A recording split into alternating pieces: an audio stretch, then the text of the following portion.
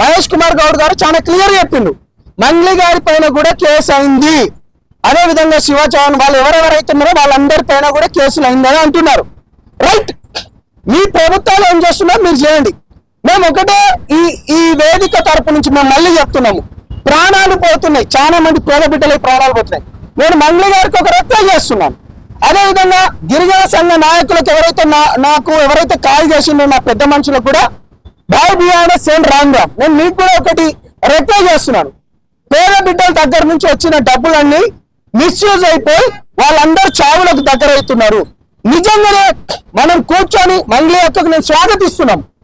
మంగ్లీ అక్క నువ్వు రా, నువ్వు మా బిడ్డవి, నువ్వు మా దగ్గర ఉన్నావు, వాళ్ళతో మాకు సంబంధం లేదనుకున్న ఫోటోలు తీసినాం, వీడియోలు తీసినాం, ఒకటే ఫోటో అన్న కాడ మిరపతో ఫోటోలు కూడా తీసినాం, మీ ఇంట్లో మధుగాడు వచ్చింది కూడా తీసేద్దాం, ఇవన్నీ పక్కన పెట్టేద్దాం. ఇప్పటి వరకు 9 మంది చనిపోయిండ్రు, చేతులెత్తి దండం పెడుతున్నా, ముందుకు రండి.